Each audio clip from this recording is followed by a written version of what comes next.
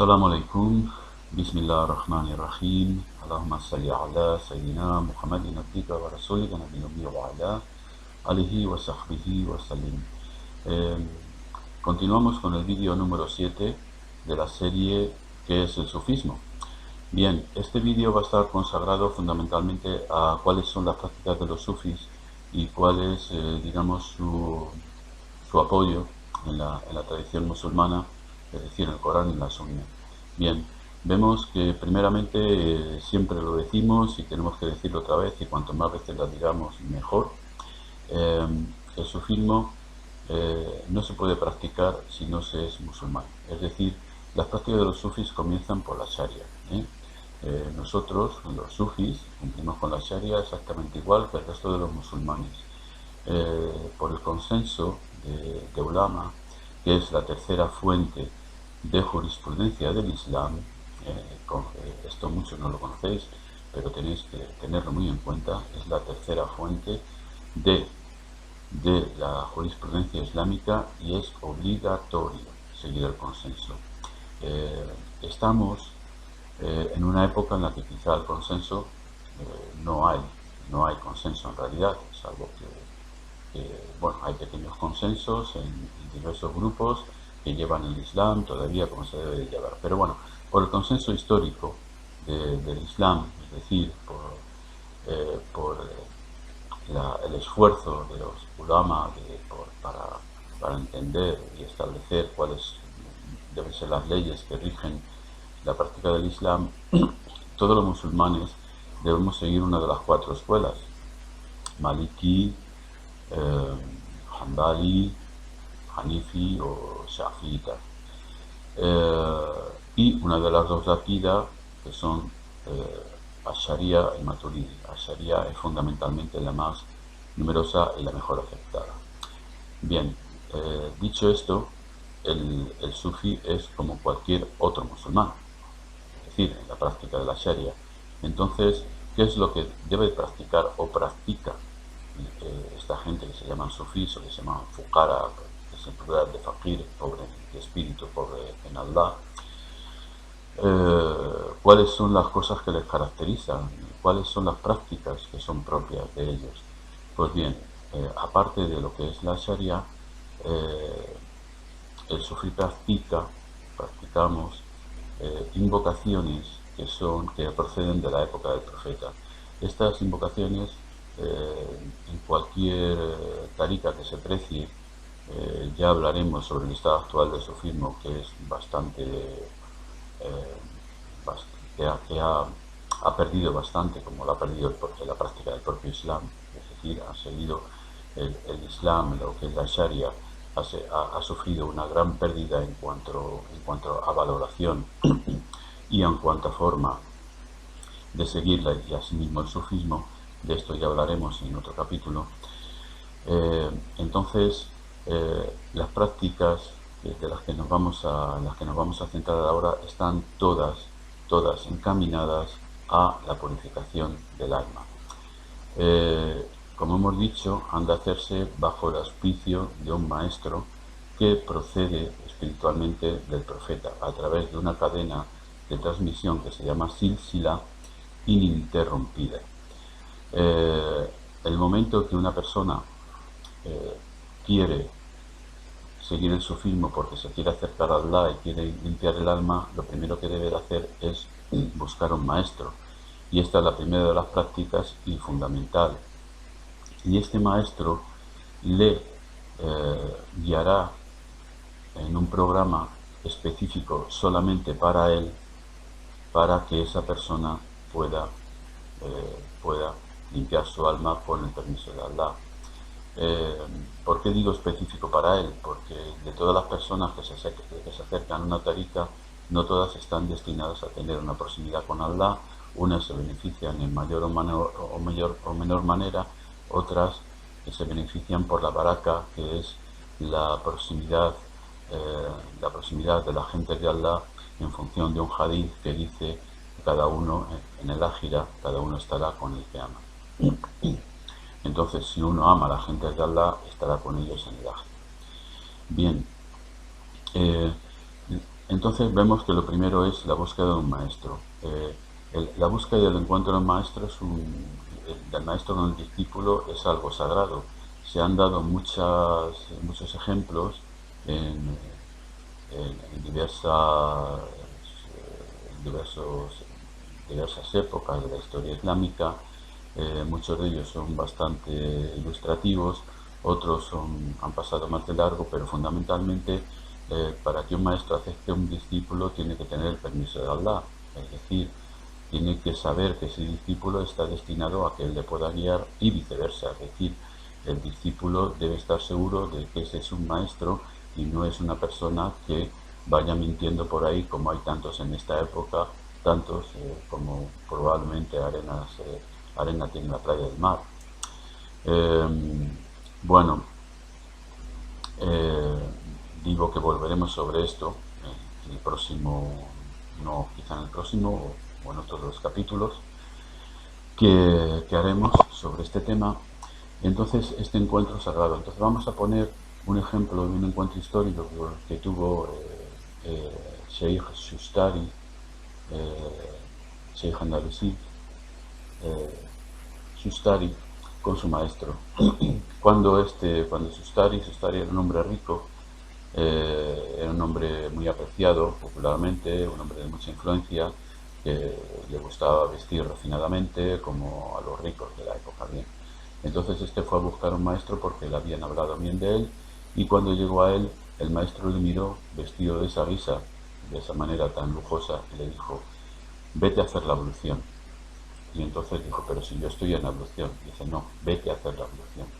Entonces él se fue a hacer la ablución, volvió otra vez, y cuando el maestro le miró de arriba abajo, le dijo: vete a hacer la ablución. Entonces Ustari otra vez fue a hacer la ablución, y hasta así 3 veces, hasta que en la última ya comprendió qué es lo que decía, lo que quería decir su maestro. Entonces su maestro se dio cuenta de que él debía quitarse ese aire de supremacía, ese aire de ser rico, ese aire de ser alguien. Y entonces, cuando comprendió esto, se lo dijo al maestro. Dice: bueno, sí, he comprendido que tú me querías decir esto, dime qué es lo que tengo que hacer. Dice: bueno, pues si quieres que yo te guíe, has de salir a la calle y has de ponerte delante de la gente, en el sitio más público posible, porque ellos te conocen y saben quién eres, diciendo que tú no eres nada, que tú no eres nadie, y dice: eso es lo que tienes que hacer para empezar conmigo esta andadura. Entonces Shustari salió y empezó a cantar una casida que se ha hecho famosa con el tiempo. A ver si en un momento dado yo la puedo poner en ese Islam, porque es muy bonita y ha persistido hasta ahora. Tomó una especie de tamborín, una especie de pandereta, yo creo que era una pandereta, y entonces empezó a cantar por las calles diciendo: me da igual, la gente me da igual a mí y yo le da igual a la gente, la gente me da igual a mí y yo le da igual a la gente, yo no soy nadie, la gente no es nada para mí. Bueno, y esta es la historia de Sustari. Una vez que se ha tomado a un maestro que tiene experiencia, porque él ya ha recorrido el camino y sabe a qué destino hay que llegar, entonces viene la práctica, y la práctica está hecha de varias cosas. Está hecha de cosas como estas, de una renuncia a uno mismo, como por ejemplo Sustari en este caso, y está hecha también pues con el, bueno, pues con las invocaciones. Yo voy a contar el mío también, el encuentro con mi maestro, que fue que en un momento dado, pues él me dijo que yo dejara mi trabajo en Madrid. Yo lo dejé sin ningún problema, porque yo estaba convencido de que estaba en la vía de la verdad. Entonces yo me vine aquí a Tetuán, de donde yo os estoy hablando ahora, pero antes de hacer este movimiento, que para mí era muy trabajoso, porque yo tenía un buen puesto en la actualidad, y estaba muy bien considerado en mi trabajo, pues entonces hice una istijara, y en la istijara yo soñé que en la montaña donde estoy ahora, pues estaba Rasul sallallahu alaihi wasallam haciendo la jutba. Entonces yo me di cuenta que efectivamente, o sea, cuando en un sueño eh, Rasulullah ves a Rasulullah, realmente es él, porque el Shaitán no puede tomar su forma, esto es un hadith. Entonces también tienes, aparte de eso, que la visión verídica de un creyente es la 46ª de parte de la profecía, y que Rasul dijo por otra parte que ahora que yo me voy os dejo las visiones verídicas en sueño. Yo me vine en función de eso, y él tuvo un sueño conmigo en el cual él veía a un bebé, a un chico al que golpeaba contra una columna, sin que él se quejara. Entonces yo interpreté, él interpretó que eso era mi nafs y que podíamos trabajar juntos. Eh, estas, volviendo al tema de las de, bueno, de las invocaciones que hacen los sufis, no tiene mucho secreto, porque a través de las épocas han estado combinadas de varias de las maneras. Es decir, la mayoría de los maestros sufís han sido gente que ha aprendido el Corán de memoria a una edad muy temprana, ¿no? Por ejemplo, Chijalalawi a los 10 años, Suyuti yo creo que a los 8 años, en fin, son gente que ha aprendido el Corán de memoria a una temprana edad y que luego se ha sumergido en los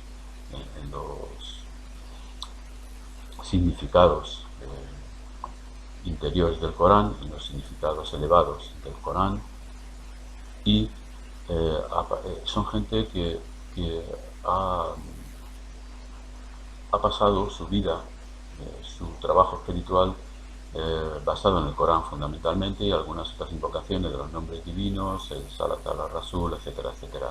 Es decir, son cosas que por la tradición islámica están recomendadas, y que tienen una base sólida en el mundo del Islam. Fundamentalmente, la práctica de los sufis a través de los tiempos tienen un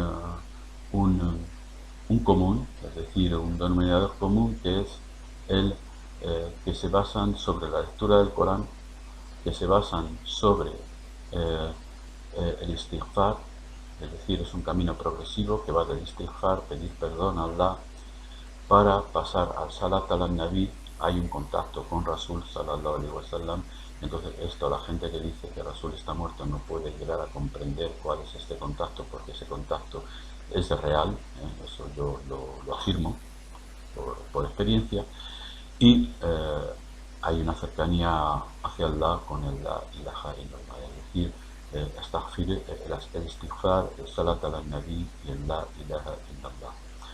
La ilaha illallah es el fin de todo. Ya sabéis que hay un hadith que dice que si hubiéramos de poner en el platillo de una balanza los 7 cielos y las 7 tierras, y en otra la ilaha illallah, en otro platillo, entonces el platillo de la ilaha illallah se pesaría más que el otro. Es decir, la ilaha illallah es la mejor de las palabras que podemos decir, que puede decir un musulmán, completada con Muhammad Rasulullah sallallahu alaihi wasallam. Fundamentalmente es esto. Luego pues hay prácticas en común, esto se puede hacer en común. Hay unos hadices que hablan de las reuniones de dhikr, que los ángeles se comunican unos a otros, que hay una reunión, que entonces cubren con sus alas esta reunión, y que se comunican con Allah diciendo qué es lo que quieren esta gente, qué es lo que pretenden, y Allah les dice: yo les he perdonado. El perdón es el culmen de todo, porque hemos dicho la ilaha illallah, pero después de esto viene otro perdón. ¿Veis? Hemos comenzado por el istighfar, pasamos por el contacto con el profeta, que es la puerta de Allah, y el profeta nos lleva paulatinamente al contacto, de la proximidad de Allah. Pero luego hay otro istighfar, que es el que Allah le dio a los profetas, es decir, a la gente allegada. El istighfar es borrar todas sus faltas, es radiyallahu anhum wa radu anh, es decir, Allah está satisfecho de ellos y ellos de él. Alma aceptable y aceptada, como dice el Corán, entra en mi paraíso. Esto es muy importante, este mí.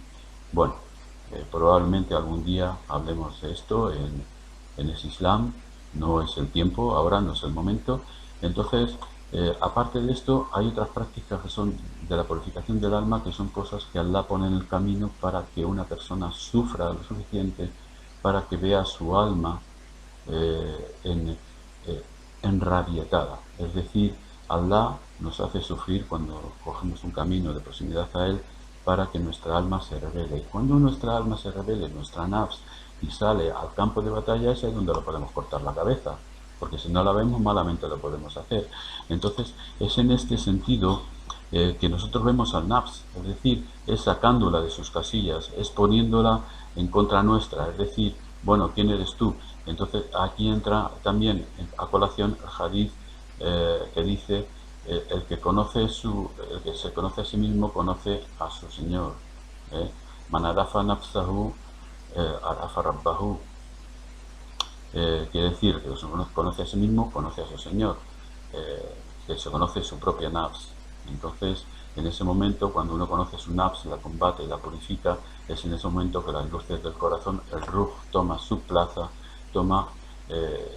de soberanía dentro del ser humano. El ruh siempre es soberano, lo que pasa es que él ha estado emprisionado por los caprichos de ese alma que nos lleva por aquí, que nos lleva por allí, que nos impone su manera de ver las cosas, que se impone sobre nosotros en cualquier circunstancia, y que solamente cuando nosotros ponemos en tela de juicio esta supremacía que tiene, es en ese momento que la podemos purificar y que podemos encaminarnos en este camino de la proximidad a Allah. Allah está próximo, ¿no? Siempre lo dice en el Corán, somos nosotros los que tenemos que estar próximos a Él o ser conscientes de esa proximidad. Y muchas veces he hablado de la conciencia. La conciencia es una cosa, la conciencia es otra, y la conciencia es saber lo que somos, la realidad, cuál es en ese momento, tener conciencia de la realidad. Entonces, esa conciencia de la realidad es el marifa, es el conocimiento primordial, el conocimiento superior. ¿Por qué? Porque nosotros, por nuestros sentidos, por las capacidades, nuestras limitaciones, no podemos ir más allá de lo que nuestra mente nos comunica y nuestra imaginación nos permite crear.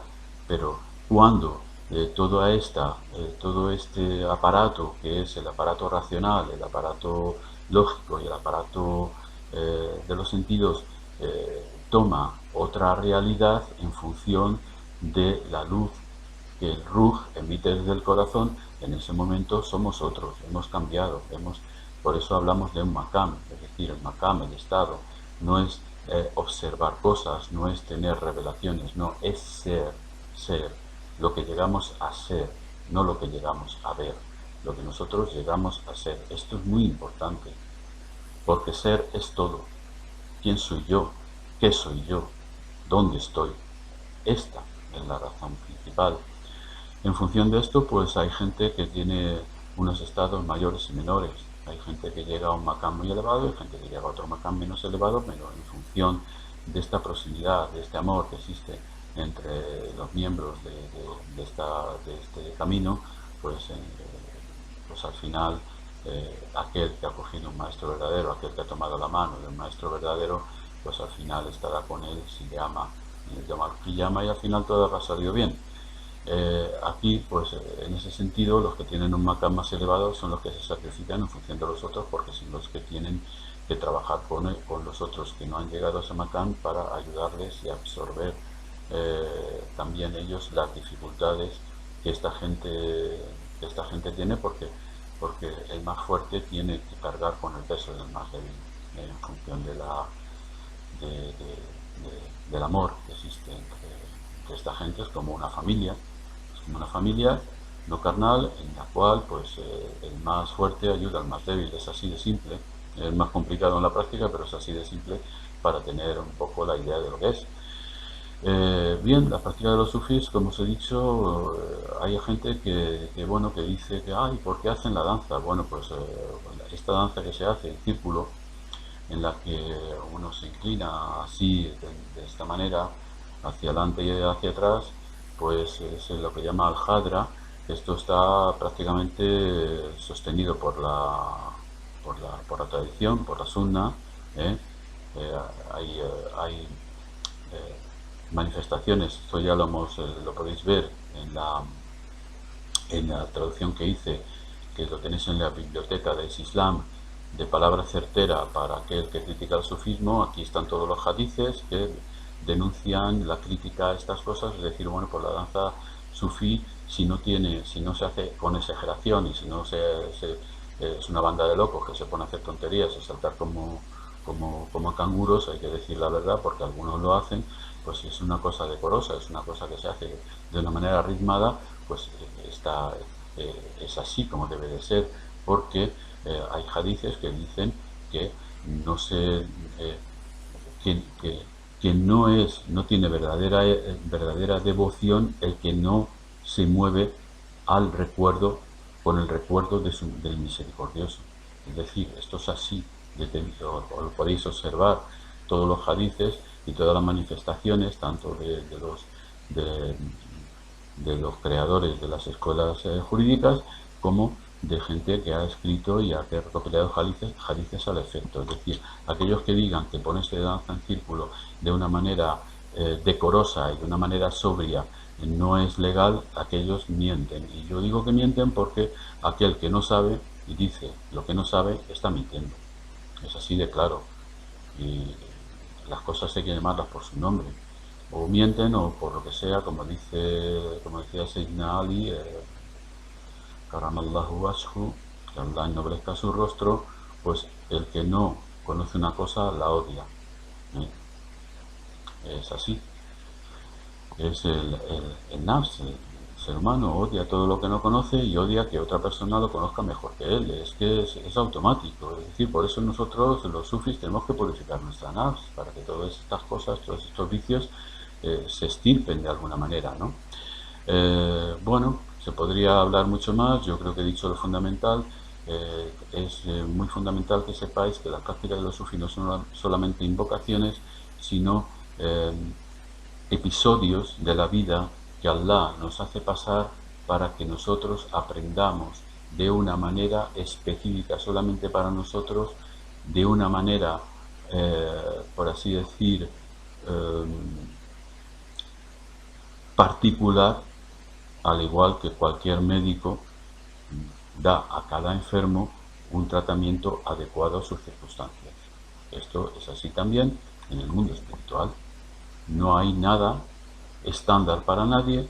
Lo que sí es estándar en la práctica de los sufis, ya lo he dicho, tenerlo muy en cuenta, es la recitación del Corán, el conocimiento del hadith y de los significados elevados del Corán, el istighfar, el salat al-nabi y la, la invocación de la unicidad divina, la ilaha illa Allah. Antes había algo que se llamaba halwa, en la que el maestro introducía al discípulo en una celda hasta que alcanzaba su makam. Pero esto ya es un tema muy específico y no podemos entrar aquí en ello porque ahora mismo prácticamente ya se ha perdido la práctica y esta práctica ha sido sustituida por otra cosa que por guardar el secreto, porque que se debe de guardar, no quiero decir, no debo decir, no debo y no quiero porque no debo, por ese motivo. Y esto ya son cosas que ya muy delicadas, muy de la persona que está implicada en estos temas, y esto son cosas en las que se hablan ya en otras asambleas y no en un vídeo que todo el mundo puede mirar cuando él quiera, y que yo animo a que lo miréis. Y animo a que me hagáis preguntas, ya sea en Facebook, ya sea en Es Islam, ya sea pues abajo en los comentarios de este vídeo. Si alguien precisa alguna aclaración, estamos aquí para eso. Bueno, pues me despido de vosotros. Espero que el siguiente vídeo, no tarde mucho en hacerlo. Todo depende de cómo se den las cosas en las próximas semanas. Y ya os digo, os animo a hacer preguntas. Yo es verdad que no son unos vídeos muy bonitos porque no pongo ni música, ni pongo muchos adornos ni nada, pero lo que se dice, esto yo creo que estáis conmigo, los que veis los vídeos, lo que yo estoy diciendo, muy poca gente lo dice. Y yo no sé si conocéis a alguien que lo diga. Por mucho maestro que haya por ahí, por mucho maestro que diga que es, lo que estamos diciendo aquí se dice muy poco. Y esto que yo estoy hablando a un nivel medio bajo, ¿sí? Que es es decir, la conciencia que yo tengo, sobre este vídeo que estoy haciendo en particular y los otros que en general, os lo comunico, estoy en un perfil medio bajo para que aquel que lo escuche pueda comprenderlo y pueda inspeccionar, pueda indagar, y yo os animo a ello. Hay más, hay mucho más. Salamu alaikum wa rahmatullahi wa barakatuh.